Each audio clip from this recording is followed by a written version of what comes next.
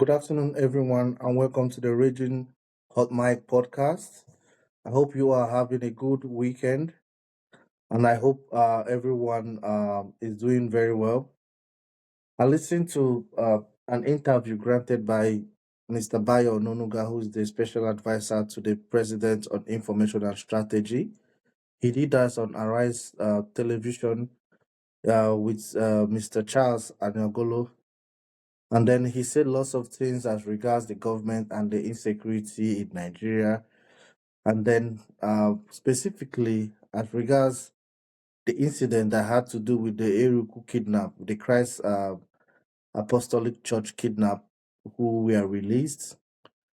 Please smash the like button if you're watching us, and then drop your comments. And then if you want us to cover any topic or any incidents or situation, let us know.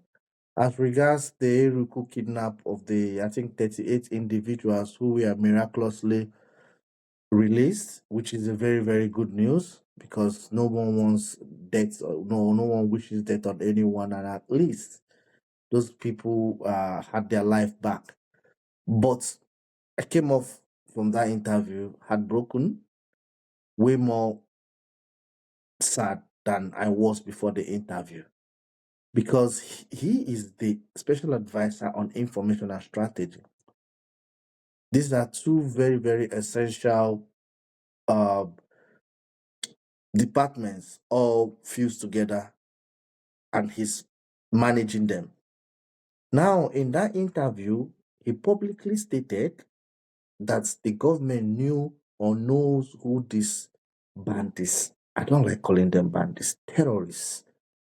He publicly claimed the government knew who these terrorists are. That is an acknowledgement. And I thank God for the first time the government of the APC government was taking accountability and they were being transparent. So this is where I do not agree with him. After publicly admitting and accepting that the government knew who these people were, and when he was asked the reason why this hasn't been stopped, this incident hasn't been put to an end, or why they haven't been arrested, he now claimed that they are hiding in places and they have civilian individuals with them. Going to arrest them will result in casualties, externalities in the death of innocent people who the government is meant to save. And that did not just make sense to me. Does it make sense to you? In theory, he has a valid reason. In theory. But when you start dissecting it, and when you start asking questions, and when you start looking into that, trying to dot the T's, you realize he was just blabbing, or he was not being transparent, or he was economical with the truth. Because, first of all, we're not talking about an isolated case of kidnap. We're not talking about one individual kidnapped. We're talking about several cases of kidnap. Mind you, let me refresh everyone's memory also. I'll keep repeating these facts until something is done, because something has to be done. It's a must. Our country must change for the better. There is no way we can continue to live this way. This is not life. We are not living, we are mere surviving. A situation where kids cannot go to school because they are not safe. For how long? All these measures don't solve nothing. It just makes sense on paper. It's not sustainable. How do you keep kids from school or schools? Because you say you have intelligence report they are targeting schools. This has been happening for 9 years. These killings, this terrorism has happened for 9 years. So how long are they going to be out from school? Oh, you don't feel they are waiting for you to resume? to resume school? So what do you mean? What is the solution? The solution is to keep kids in school, at home. If you say keep kids at home, give us 6 weeks, give us 4 weeks, let us work on it, let us flush these guys. Let us get these guys. You say give us 2 months, then we all will gladly be at home. If it's possible, there's no even reason why kids have to be at home for more than a day, 2 days. And then Mr. Bayo Onanuga claims they know who these people are, but they cannot go after them. Make it make sense. Did he listen to himself talk? You know, these guys, when they talk, like, they start thinking people are stupid. They start thinking people cannot. That is why they don't like it when you ask tough questions. They don't like tough questions. First of all, they don't like coming to Rufai Hosseini's show. They don't like him because Mr. Rufai Hosseini will ask you the tough question. He doesn't care. They become so nice, my son, my daughter, you are not being. This is all defense mechanism. This is emotional blackmail. I'm not your daughter. I don't know you. They will say it's respect. Let us handle what we have at hand. This is a question and answer section. After that, we can all become informal as much as we can. Because you are telling me that over 4,722 abductions have happened from July 2024 to July 2025. It's a different incident or separate incident of 957, and the government cannot do anything because civilians are at the same place or in the same location with these criminals. Make it make sense. Why can't you get machineries if you can handle this? Why can't you call other countries? We need help. Nigeria is not used to this. We're not used to this. I grew up in the 90s. I was born in the 80s. I'm not used to this. Yes, you can have incident of a particular armed robber attacking a particular place, but that doesn't last. After some months, he gets caught. We are dealing with high-profile terrorists. Mr. Bayo Onanuga, and I'm asking you this question. What do you mean that they cannot go after them? Then what is the solution? Is the solution we should continue paying ransom? Mr. Bayo Onanuga, I am asking. Nigerians want to know. What do you mean the government cannot go after them? Who are these people?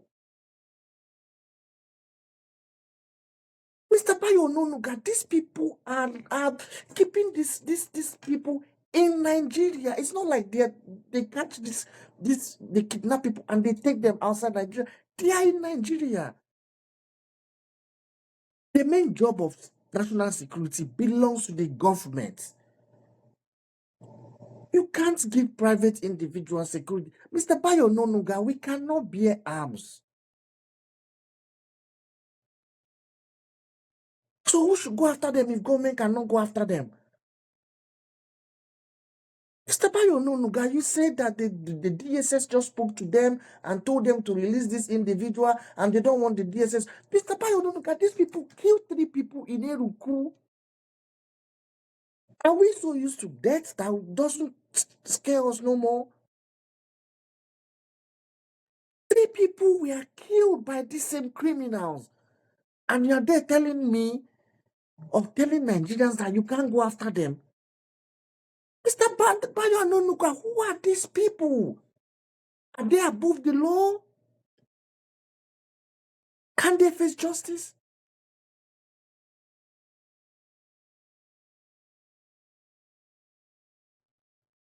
Even if you cannot provide jobs, even if you cannot provide food, security is the government's main job. Simple.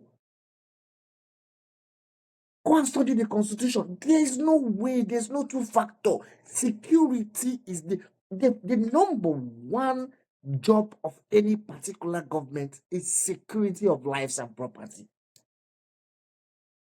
If you can't do that, you have failed. You're looking at $2.5 billion naira, 2.5 billion naira paid as ransom already in 1 year.